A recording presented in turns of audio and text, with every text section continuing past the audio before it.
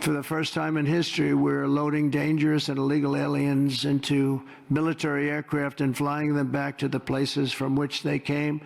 You probably read about Colombia 2 days ago. They said, no, we're not taking them. I said, we're going to take them. You're going to take them. You're going to like it, too. You're going to take them. Trump seems to be winning at every single turn. First, you have Colombia caving to Trump's demands. Then you have Venezuela caving to Trump's demands. Then you have Mexico caving to Trump's demands. And of course, Canada caving to Trump's demands. Now, will China follow suit? It's possible. After all, they were really hurt that first time around with all of the economic sanctions and of course, all the tariffs that Donald Trump put on them. But now, of course, they're vowing to fight back. So we'll see how all of this turns out. But what I want to focus on today is the lackluster response the Democrats have been able to muster against Donald Trump's agenda, and everyone recognizes it, including Jon Stewart. But before we get to these clips, don't forget to like and comment on this video so we can break through the algorithms. Here we go. But President Trump, this trade war has awoken a sleeping giant. Not Canada, not Mexico, but the Democratic minority Senate leader. Release the Schumer! It's going to affect beer, okay? Most of it, Corona here, comes from Mexico. It's going to affect your guac. Because what is guacamole made of? Avocados.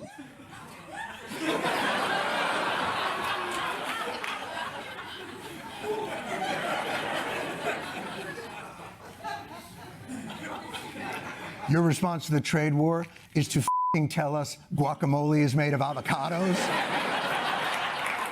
Is that what? When the people found out,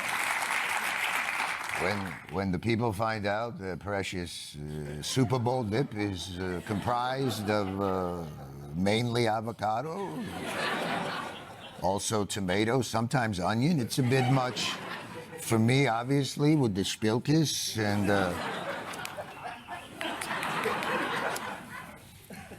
Excuse me 1 second.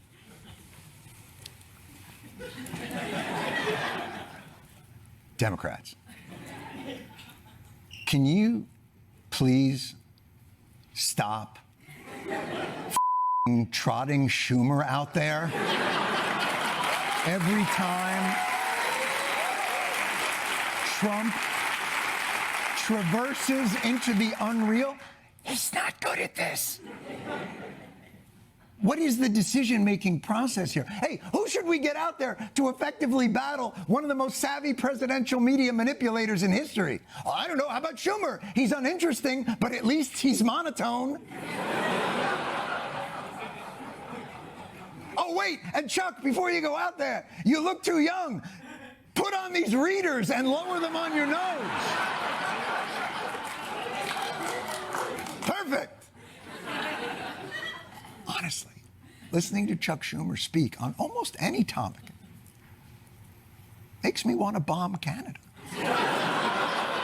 So, of course, Jon Stewart isn't upset that Canada and Mexico both have massive tariffs on our products, right? And all we're doing is following suit to create a more level playing field. But what he's upset most about is the simple fact that Chuck Schumer, for some reason, has been chosen to counteract, to go up against Donald Trump's messaging, to go up against Donald Trump's agenda, and he sucks at it, okay? So that, of course, is what Jon Stewart is really upset about. Not the fleecing of Americans, not the uneven trade deficits that we have. What he's really upset about is there's not an effective way to spin what Donald Trump is actually doing. And yes, Chuck Schumer is probably the worst messenger ever. As was said, monotone, dull, looking incredibly old. And every time you see him, he's always reading off of a piece of paper or something. At least here, it looks like he was actually using a teleprompter. So good job on reaching the late 19th century. Okay.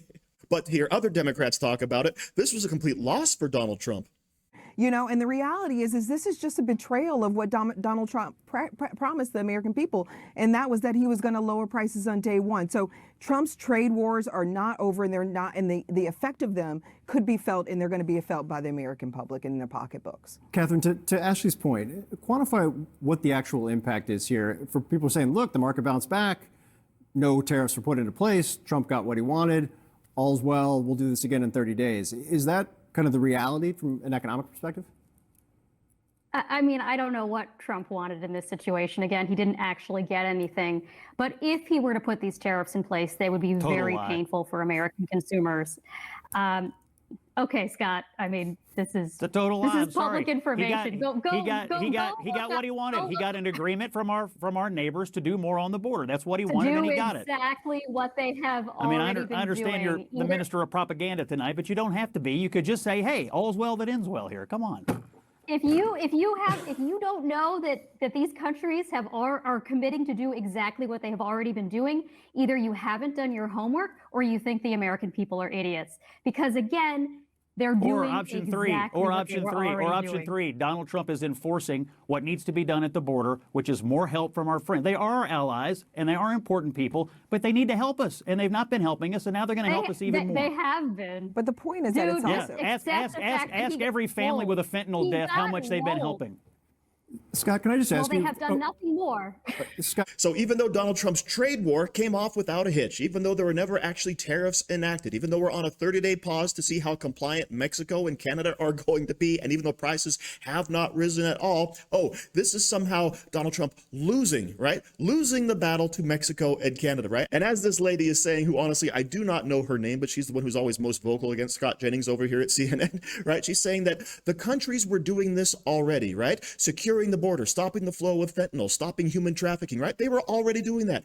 No, they weren't. If they were doing their job, how do you explain the flow of drugs into the country? How do you explain the 20 million people crossing the border in 4 years, right? They were not doing their job. They were not holding up their end of the bargain of being a good neighbor. Donald Trump is simply trying to force them to do exactly what they should be doing as any sovereign nation, just like we're going to do what we should be doing as a sovereign nation, okay? Protect our citizens, protect our borders, protect our economic interests, right? That's all that's happening here. But somehow this is a complete disaster, but I guess everybody has to cope with this in their own fashion, right? Including Jake Tapper over here on CNN.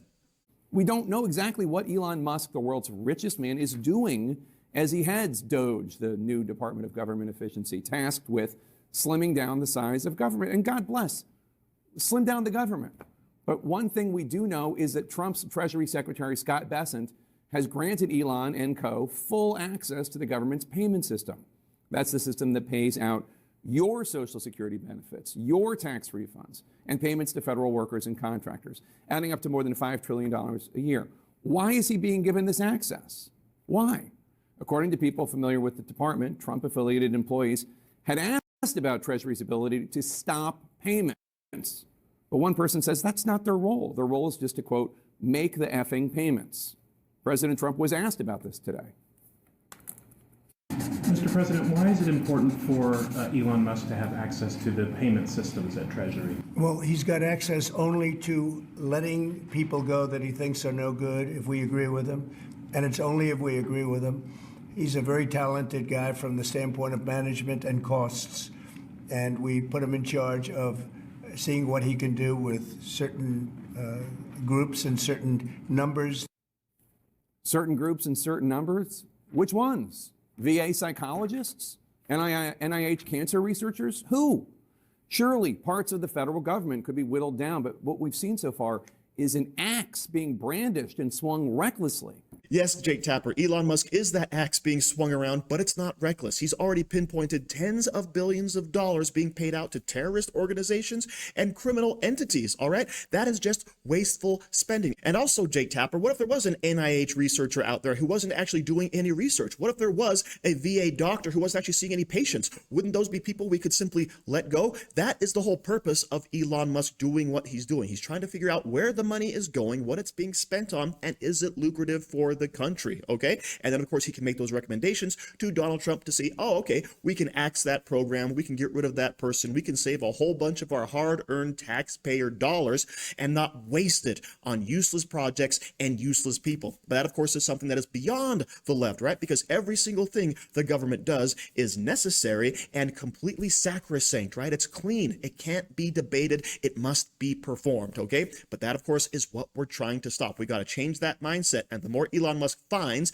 and the more he reveals to the American public, the more people are going to say, holy crap, government has been stealing our money, wasting it on so many useless things and lining their own pockets, which of course would be the best result for people to realize. We can shut this down and make the government small again and make America great again. So thank you very much for watching. Don't forget to like, share, comment, subscribe, and stay safe out there, people, because they're coming after you.